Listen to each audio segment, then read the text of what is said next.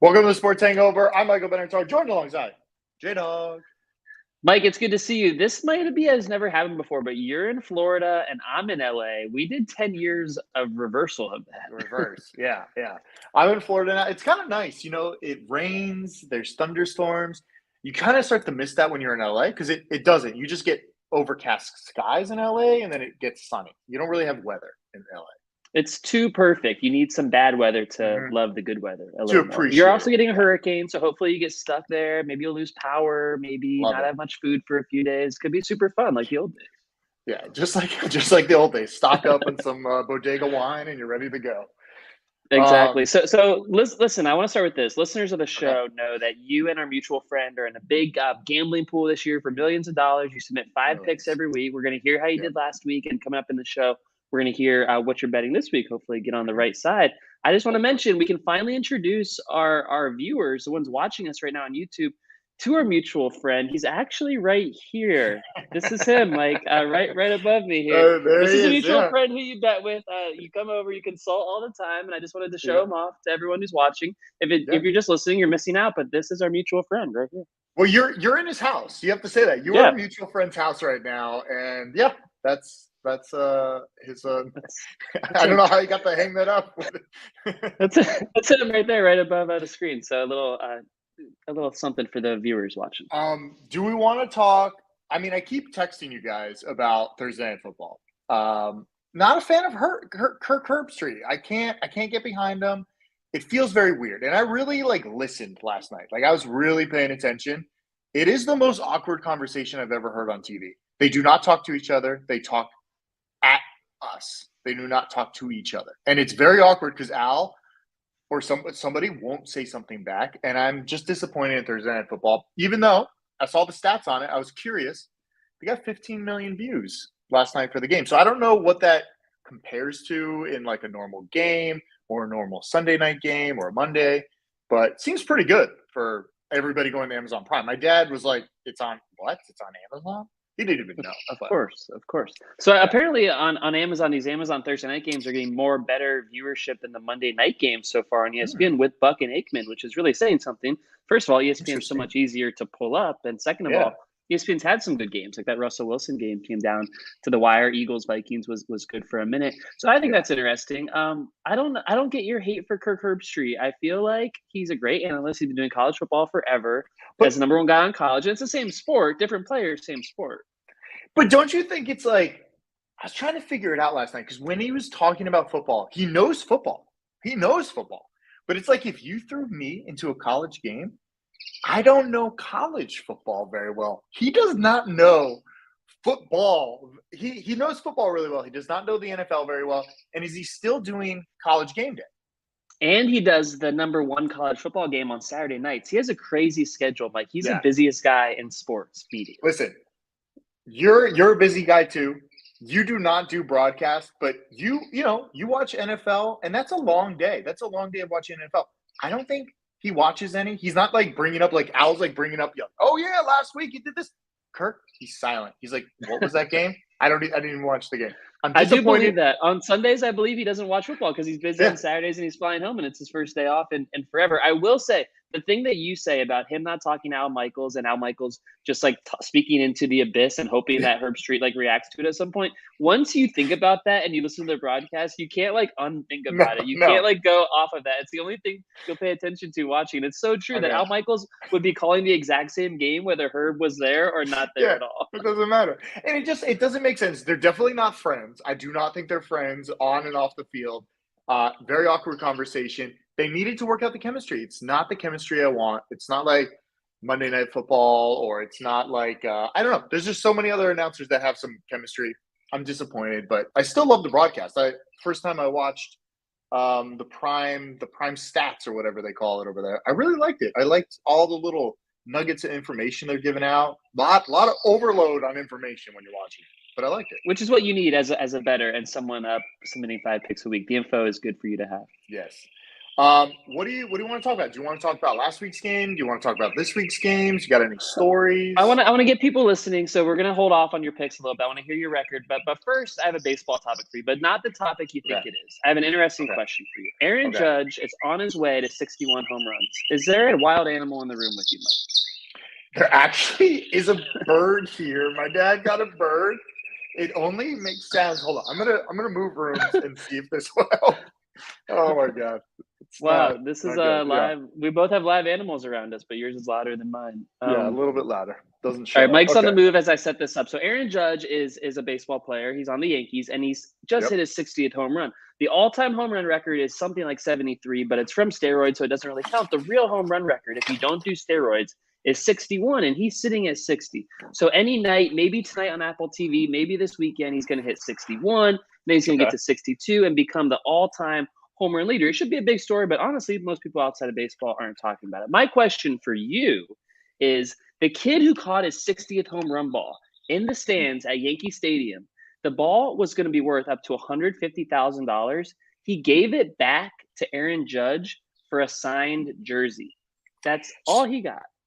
So and my question to you is, if you catch one of these balls, what's the move? What do you do? I think we need to instruct people listening now who might catch one of these home run balls. So it does seem like there's like some hate when you don't throw the ball. Like when we were at that Dodger game, people were like, "Throw the ball back." They're booed. Throw the ball back. They peer pressured a poor kid into throwing it back.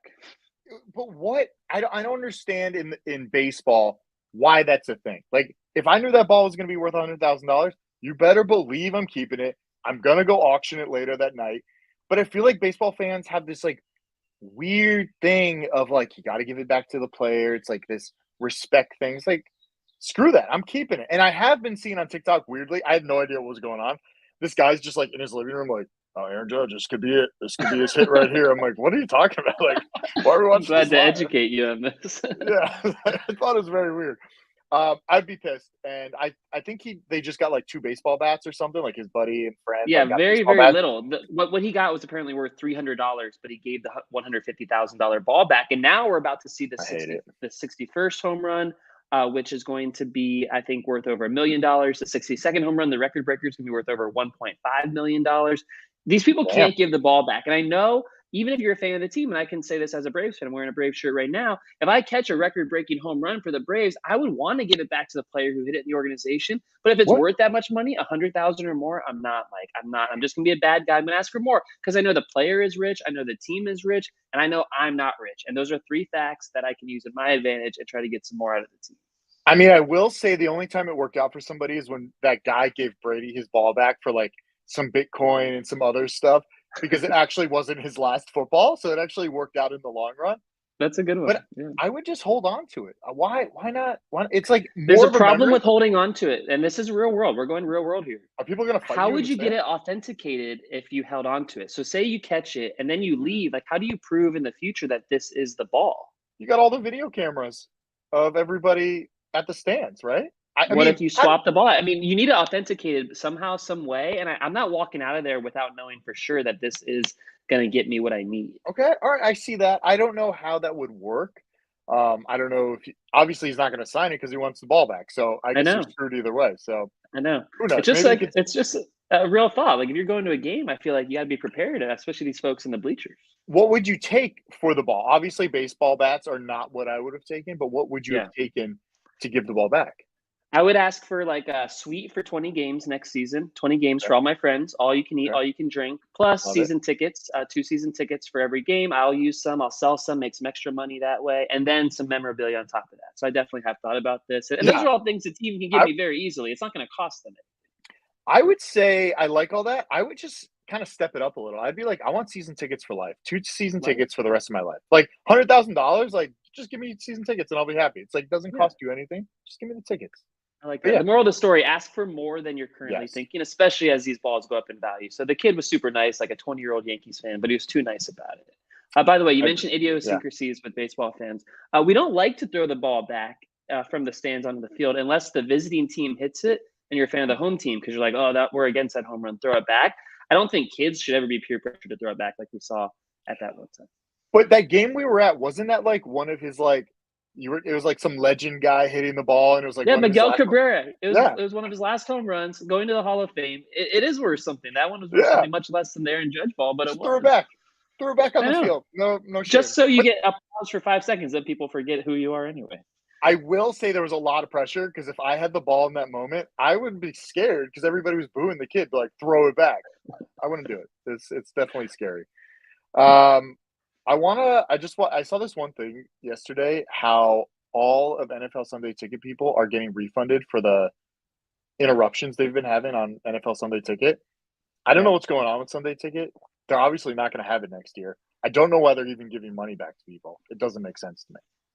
We watched our mutual friend struggle in week one trying to figure out his stream. And then week two, it turns out was even worse. And apparently people were saying that they were contacting customer care or customer Yeah. service. And then they said, we'll open on Monday at 9 a.m. to deal with your problems, is what they were saying. So they actually aren't staffing anyone on the weekends during NFL Sundays. And you're right, they're going to lose it. I think Apple stepping in last night, we just learned Apple Music is now sponsoring and producing the halftime Mhm. show of the Super Bowl. I think that's one more open door for them to get a little bit closer to Sunday Ticket, and it makes so much sense on Apple TV next year. It does. I can't wait for it.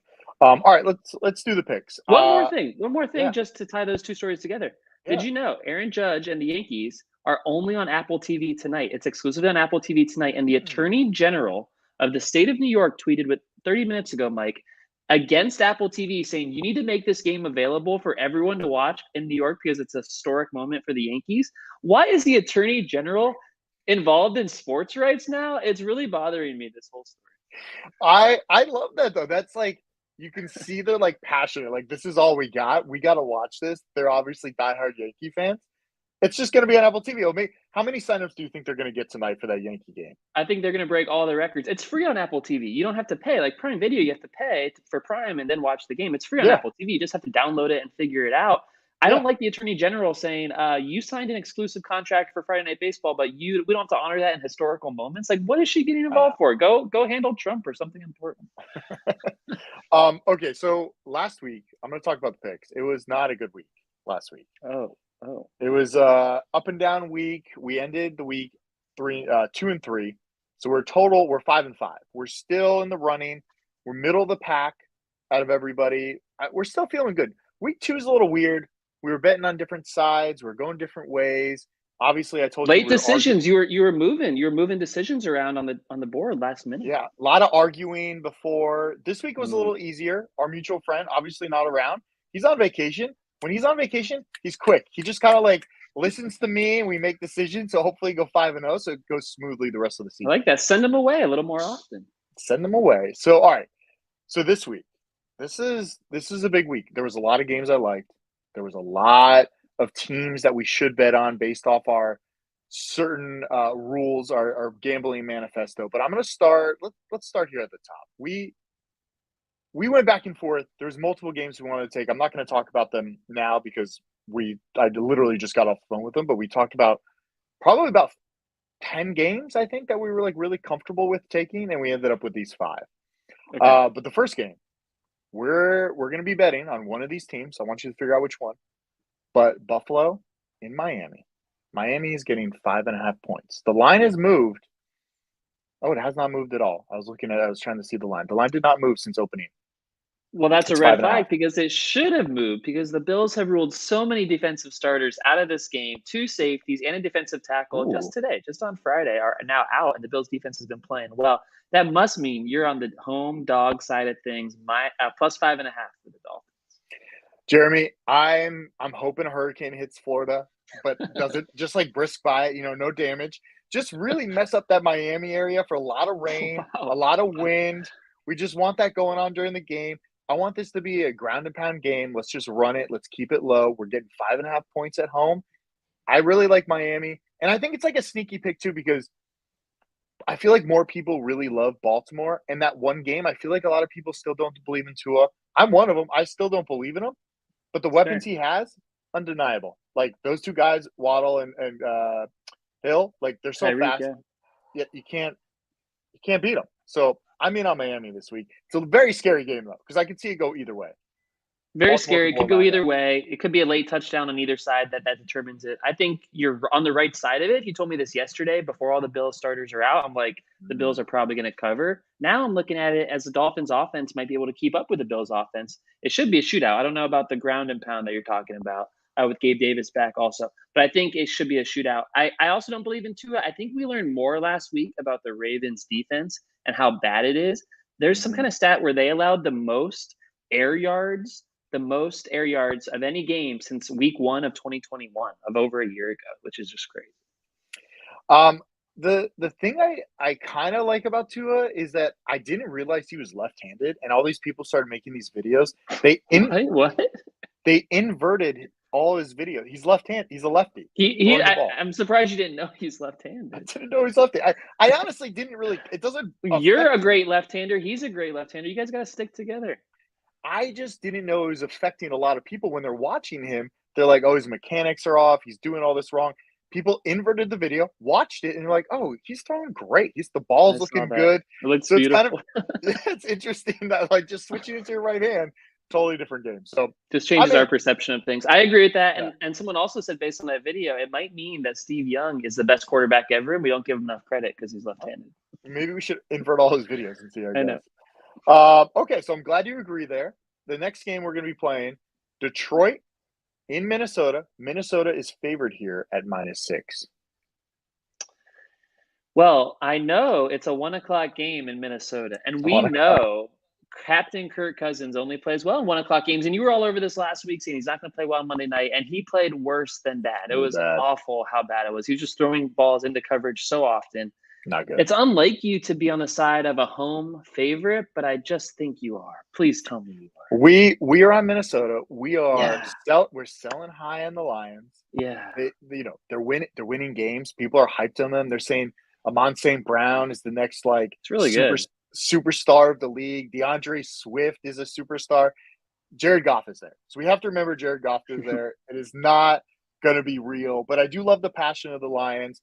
But yeah, we're selling high and we're buying low on Minnesota. Kirk at 1 o'clock. I love it. And it does scare me a little because there is a lot of money going towards Minnesota. And I've really been looking at the money, the public money everywhere, but I can't get too scared of it because the public is still right like 45% of the time. So seeing the money, like on that Miami Ravens game, like 90% of the money on the Ravens. Yeah.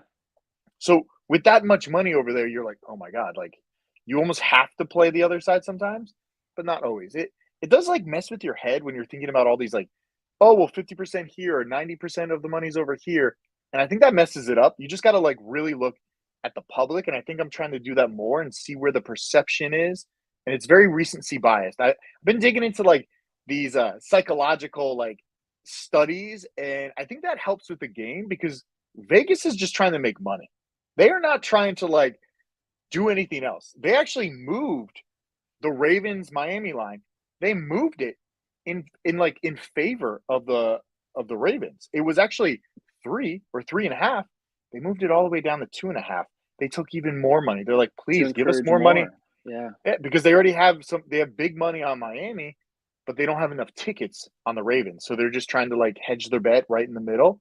So it's Wow. an interesting move by Vegas. So it's kind of weird. It's weird when you really start digging into it. It's not all about the line. It's about the public, the line, the people throwing big money at it. So it's interesting. But yeah, There, we're on Kirk I just want to say the recency bias makes a lot of sense because in the NFL, things change week to week so much. You can't so remember two much. weeks ago, especially as the season goes on. Once we get to week 10, what happened in week 3? No fucking clue. So it I makes know. sense to take advantage of the psychology of it. I'm glad we're on the Vikings. I'm glad you're off the Lions. Mr. Hard Yes. Knocks is off the Lions. I really like the Lions, but this week there was just so many like home dogs that I really wanted to play some. So I mean that kind of gives away the next pick, but Philly in Washington. Washington is getting 6.5 points here. It's just too many points for a home dog with a division opponent. I know the Eagles have looked good. Home division dog. What are you gonna We do? read the manifesto. I read the published version. I think it's a division game, and that means something. Carson Wentz is playing well. Jalen Hurts played on Hmm. Monday night. Now they have to travel on a Saturday. They woke up Tuesday sore as hell, and now Saturday they're traveling. That's a super short week for the Eagles. I think I like the Washington side of it too. It should be at least a close game, at least a 6 point game, either way. Yeah, I also think too, like Jalen Hurts that game, seeing him and like ripping his chest out, like this is I'm the best ever. It really makes me want to like bet against them because I don't think they're that good, and I know a lot of people coming into the season like they're going to be so good. They're going to win the division. They're going to the Super Bowl. I just thought this was a good way to fade the public and go on Washington. Washington is not like a game I want to play or even a game I No. want to watch. But Yeah. I feel like I'd we watch have it for the Eagles. The Eagles offense has been exciting so far, and we were texting on Monday night. The Eagles offense looked amazing, and Hurts was much more accurate than I've ever seen in my life. I was also going back in my Instagram reels this week and watching Jalen Hurts in college, and he couldn't hit an open man to save his life. And I continue to say, if he couldn't do it 3 years ago, accuracy doesn't improve 100% in a short amount of time. So I think no, regression is coming for Jalen Hurts. It helps to have a massive AJ Brown to catch his high passes.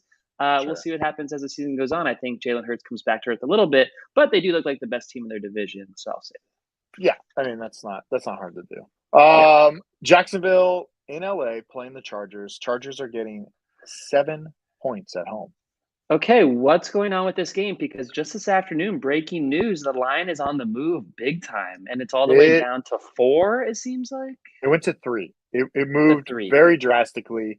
and only one man can move a line 4 points, right? I mean, I don't know if Herbert could move the line that much, but I think he just did. Now, on the injury report, I keep looking at the injury report. He is day to day. There is no like questionable. He's just day to day. He may or may not play. I don't know how you play with broken. I can't even play with like a sore leg. Like it hurts for me to walk. Now, I think it's 3 broken ribs. Like they're calling it like some kind of fracture or something. Cartilage. Yeah, it's broken ribs. It's So broken. And we knew it was broken in the moment on that Thursday night game. But to you, I would say he continued playing on it in the moment. And that had to be the most uh, painful part. It won't be more painful 10 days later. It should be less painful than he was on that drive when he was slinging the touchdown pass and slinging the I long know. fourth down. The line moving is interesting. He's questionable. He came out after the line moved and said, I don't know if I'm going to play, but I feel good so far. It does seem like Vegas thinks he's not going to play. Now, the problem with all these bets, to me, it seems too obvious. It's like, oh, of course, like you play against an injured quarterback. Like we almost had Carolina against New Orleans in there because we don't think Jameis is playing. I didn't know is their backup quarterback Andy Dalton in New who, Orleans. who actually had a very good training camp, and there's some thought that he would replace a healthy Jameis at some point. Anyway, now Jameis played last week on the broken vertebrae. He's got broken vertebrae. Apparently, he can play on that. I don't know how he does that either, but these are games like that doesn't make sense. Baker's been playing bad, and I kind of wanted to still take them, but it just scared me because I don't know. Andy Dalton actually might be better than Jameis, which is an unknown I don't know. Yeah, But I did yeah. see what's it, Herbert's backup, which I don't. It's not Chase Chad Henne, Daniel. Chase Chase Daniel. Daniel. Remember he Same came into thing. the game that one Yeah, time, that one play. yeah. He was. I don't think he's going to be that much better. So I think this is an easy win, but it seems too easy. Like it seems scary. Obviously, the line moved. We're getting it at 7 for the contest. So you locked it in at 7, or you can still lock it in at 7? So How does that work? the contest lines they lock like Thursday morning, and we get an email Oh saying these wow. are the contest lines. So that's why you kind of want to wait to the last minute. Yeah. Obviously, we couldn't wait until tomorrow to submit our picks. We submitted them tonight. But if that's why we wait and see where the line moves. A lot of lines moved this week, but not everything in our favor. We wanted to see where they all went. But this is an easy one. It moves 4 points. Herbert's probably not going to play. Hopefully, Jags can do it. Jags also look pretty good. So we'll see what happens. I It is like a what I'm home seeing team. from the Jags, and it does make sense that Urban Meyer did so much to hold them back last year and made Trevor Lawrence and the whole offense look bad instead of helping them at all and just being Yeah. regular rookies. And now, free from that, Doug Peterson won a Super Bowl in Philadelphia. He is a good head coach, good offense. I think the Jags are much better on offense, at least. I don't know about their defense. Offense, much better. You're on the Jacksonville side of it. If Herbert plays, they're going to win by more than 7, and that's a scary part. But do you actually think they're going to win by 7 if he has broken ribs? I just don't think he can throw the ball that well. And he might be like one tackle, he might be out of the game. So I just don't think they're going to play him. They want him for the season. This is Yeah. Jacksonville. It's not division. Jacksonville. And that's probably why the line is moving. Maybe it's more speculation on all of that without knowing it for sure. I do think there are protection packages you can implement to try to keep him on his feet, which they did not implement with his broken ribs last week when he kept getting hit No. even after the injury. So there is options. I like the unknown of it is kind of interesting. Yeah, a little scary. Yeah. All right, next game, Atlanta in Seattle. This line opened at 1.5 for Seattle at home. It is now a pickup. 0. Just you pick a Wow. winner here. Wow. Where do you think we're going? I would think. Oh, that's tough. The Falcons have been on the West Coast. They lost to the Rams, blowout city, and then it got close at the end. Weird game. Then they They stayed on the covered. West Coast in Seattle. Good win on that one. They stayed in Seattle this week to play the Seahawks. Yeah. Seahawks, great week one, awful letdown against San Super Francisco, Bowl week as 1. Yeah. many Yeah. people predicted. Even you had to bet on them, but you also knew that they would have a letdown in Well, week two. also, you can give me some credit here. All summer long, I was talking about how bad Russell Wilson was going to be. I said, this is it. That's He's true. not good. He was in for They're the not money good. grab. He's the new heist. He's the new, what was that other guy They almost that lost to the Texans. The new Brock Osweiler, who was yeah, also on the Broncos. yeah, they just love giving quarterbacks money. It's not going to be a good season for them. And I also think it's Uh, their coach. I But read an interesting article. I'll go a little off topic here, but on Russell Wilson and Nathaniel Hackett, how the Broncos had no reason to hire Nathaniel Hackett except they thought they could land Aaron Rodgers by hiring Nathaniel Hackett, who was their mm, offensive coordinator as the Packers. And Rodgers had quotes going back to 2020 saying, if Hackett ever left, I would think about following him. So it's like the interesting. Broncos literally read blogs and then chose their new head coach based off it. And then in March, Aaron Rodgers said, I'm going to sign a new contract in Green Bay. The Broncos then, that same day that Rodgers signed his contract with Green Bay, the same day they traded for Russell Wilson, the same exact day, which is interesting. And now Nathaniel Hackett looks like he can't coach. Russell Wilson can't win games. They almost lost to the Texans at home, one of the worst rosters in football.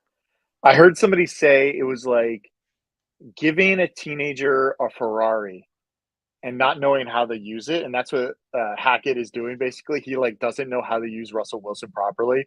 And he's just out there and like, oh yeah, we should probably call timeout, but we didn't. Or we probably also should have went for it on 4th down, but yeah, we didn't either. So who cares? It's We love very, dumpster very fires weird. covered in hot garbage on Yep. fire, right? That's Mitch right there. Yeah. So where are we going? You didn't pick a side yet? No, I didn't. I would pick the Seahawks and a bounce back from Geno Smith. I still saw so much in week one. I'm not going to write them off yet. I don't like Atlanta. I don't like what their head coach is saying about Kyle Pitts, where like he's getting mad because Kyle Pitts isn't getting the ball when he's calling the plays. They took Kyle Pitts ahead of Jamar Chase in that draft, and now he's defending not getting Kyle Pitts the ball because he's covered. Like, fuck off, Falcons guy. Give Kyle Pitts 20 targets a game, and you're probably going to lose this week because you're not smart. So it's the only one we're on the other side. We're going with Atlanta here. I really like Atlanta. I like what they're doing. They seem feisty. They're able to score points in garbage time. At least they can score points. What worries me about Geno, that was their Super Bowl. They came out week one, kind of similar to a few years ago when we won a bet playing Jacksonville at home, playing Indy. Jacksonville got 1 win on the season, and that was them beating Indy. That I was think like that's the easiest bet last week. It happens every year. We yeah. talked about that. I know, 7 years in a row now. So Yeah. I think this is the Jacksonville of 2022 is Seattle. They are not good. Geno cannot continue scoring points. And he can't really like it's kind of like watching Mitch Trubisky last night. Like when he gets the ball, you're like, all right, like he's trying to run around and do stuff, but he's never really accurate enough to get the ball down the field and score. So there's never hope. It's like, man, I hope something wild happens, maybe a pick six or some random thing like the Denver game with Seattle. Random shit happened. A lot of random shit. Also that inside info of like them kind of knowing Russell's calls against Denver. So I'm going totally against Seattle here. They lose the game. Atlanta is a much, much better team. Maybe not that much better, but they're going to be able to beat them and score points. And I don't think Seattle can. Atlanta has the best quarterback, Marcus Mariota. I don't think they're a much better team. Let me ask you this. What did the Falcons do in the second half against the Rams that impressed you? Because I missed the second half of Red Zone and that late window on Sunday. That comeback. Was Mariota throwing dimes? Was it just garbage time? What was happening?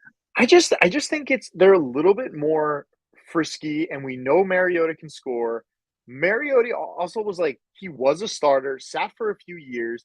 I still believe in him more than what Geno did.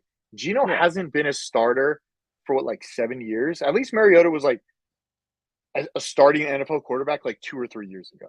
More little younger. He's still there. Geno's he's just there. We're gonna see what happens. Seattle might get Cooper Rush next year. They're gonna make a play for him if he plays well. You're just naming weird quarterbacks that Pete Carroll might like. Yes, yeah. Pete Carroll might like Cooper Rush. I thought he was great. If you're mediocre, Pete Carroll might like you. He might like it. Yeah, that's definitely true. So that's it. That's our five Were takes. those five already? Wow. Yeah, we're hoping to go 5-0 this. I can tell you a few other games that we liked, but we didn't take. I really liked Arizona this week against the Rams. Arizona's at home. I also liked the Jets playing Cincinnati at home, and I also liked New England at home playing the Baltimore Ravens. Baltimore Ravens. Yeah. Patriots look super lost on offense. I know they beat the Steelers, but the Browns offense looked much better against the Steelers. If the Browns, Jacoby Brissett looks better than the Patriots offense, what's going on? I know. It was I feel like but some of these games you have like Cincinnati has not won a game yet. So what our manifesto says is 0-2 teams should cover the spread 63% of the time this week. Wow. And I'm still like I'm not sure if Cincinnati's that good. And the Jets are feisty. Flacco's back, baby, leading the league in passing yards. A reporter asked the Jets head coach, is there any thought to letting Joe Flacco keep the quarterback job when Zach Wilson is healthy? And the coach paused for like 10 seconds and said, Zach Wilson's the future of our team. Hey, if He they didn't could say win a he's got Super that Bowl, dog in him, but it's true. yeah. That's all I got. Before we go, I Yeah. have a few superlatives to hand out. The first one is Big Dick Energy to Kyler Murray. Now, he got a bad rap on this podcast and many sports shows last week, saying that he was not going to have a good game because the new what dropped? What game was it? Call of Duty Modern Warfare 2 beta dropped last weekend. Dropped last week. He's a big gamer. We know he's in the contract. You got to study your playbook, play less video games. It turns out he was a video game on the last few plays of Yeah. that game. On the touchdown pass was amazing. He's directing traffic, telling guys where to go, like it's in the yard. And then he ran around for something like 20 seconds and 800 yards, and like on that 80 last yards. play on Yeah. the 2-point conversion to Yeah. score. It was just amazing. It took forever.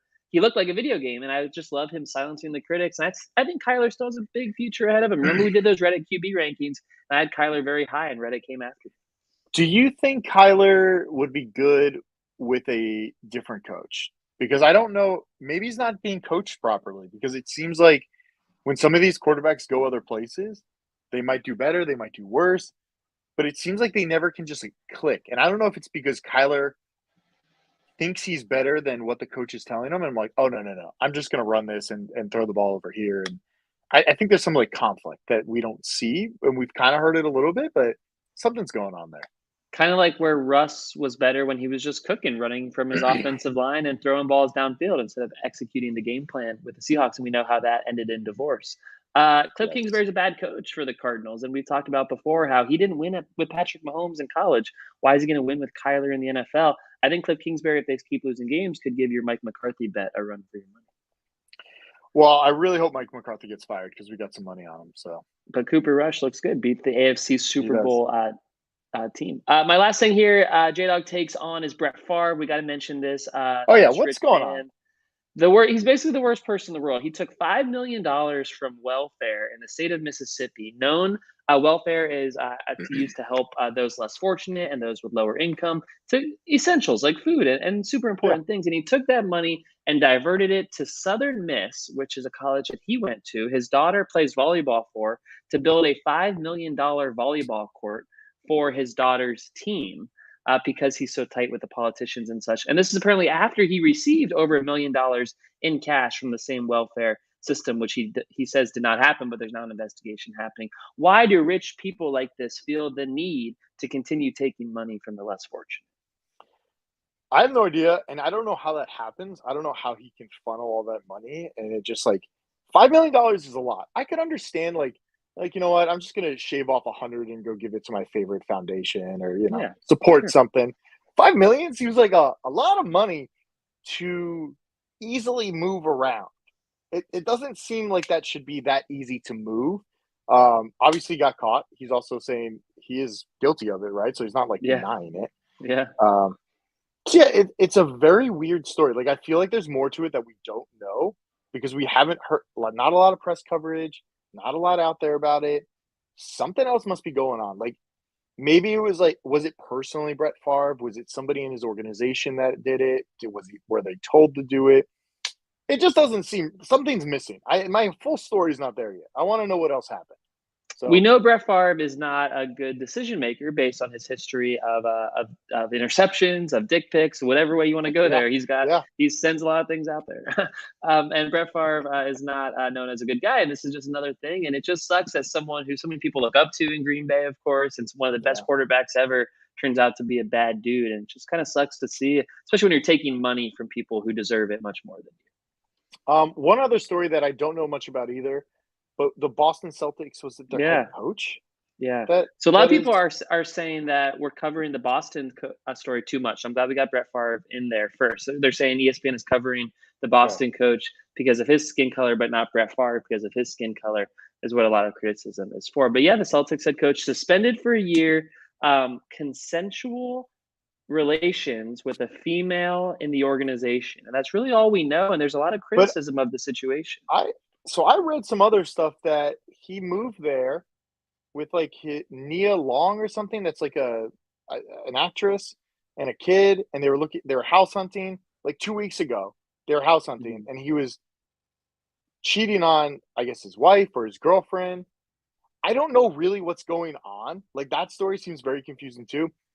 Now, it seems like if it was consensual, why fire him? Why suspend him? Why is that happening? And then I found out that every organization has different rules, because like we know Jeannie Buss and what's his name dated when she was running the organization with the Lakers. It happens, right? Like, people start dating. You work with people. Most times you will date somebody you work with. Happens a lot in the workplace, yeah. And especially if it's consensual. I think it's tough when you're in a position of power, like an owner or the head coach, and then it may be it feels like you are using this as like, you need to do this. And we see that with leadership throughout other organizations. And the whole Me Too movement was very great about bringing that stuff to light. We don't know all the facts, but there is a weird amount of like sports media where like Stephen A is saying this should have never been reported. Either fire him or keep him. Don't suspend him and make him go through this. And then other people are saying this is a terrible story. The guy is a terrible person. He's cheating. He's doing this and that, and he needs to be completely suspended or removed. So there's people on both sides of it. We don't know all the facts. Woj was very excited to report it without many facts himself when it first came out. And it is a good point. Like, why would you suspend him for a whole year? Because I feel like a year is so long. What if they have a good year without him? They're not going to bring him back. So then he gets fired. Why not just fire him? Just very confusing. But also, it's like, why report it if there's nothing really that wrong with it? So that's what's really confusing to me. Like, if it's consensual, then why report it? Like, that's just somebody's dating within the organization. You should put out like a letter, like, hey, we're dating. Like, congrats. That's what they do at my organization. Matt Barnes, one of the dirtiest NBA players in history, he did a video this morning and he said, I heard what's really going on in Boston, and I think he should be suspended, and he's a terrible person. And so some of the things that he was saying make me think, well, there's more to this story. So we do need some more facts to come up. But we're going to report. That's the kind of story that this podcast was built on. That's right. Scandal City, baby. All right. Check out the sportshangover.com. We got swag. Tons of stuff up there. We're coming into winter, so hopefully we'll transition to some like sweaters going on up there, some Sports Hangover swag, some hoodies. And let's hope for a 5-0 week. That's what we need. So watch those games. I'll tweet out our picks so everybody can bet with us. Hopefully people are betting. Who knows? Dolphins. We know some of Let's do it. We know some of our listeners are betting with us. They and some are fading. Yeah, some are fading, which also could be a good move too. Could be a good move. Depends on the year goes. All right. Shout out to the lawyer friend. If he just listened to 37 minutes of this, he won his first bet recently. Oh, congrats. I love that in Denver it is legal to gamble from your sofa and a real sports book. I have to do it offshore or with a proxy. So congrats to our lawyer friend. Congrats to him. Enjoy the NFL. Hope you have a winning week. See ya.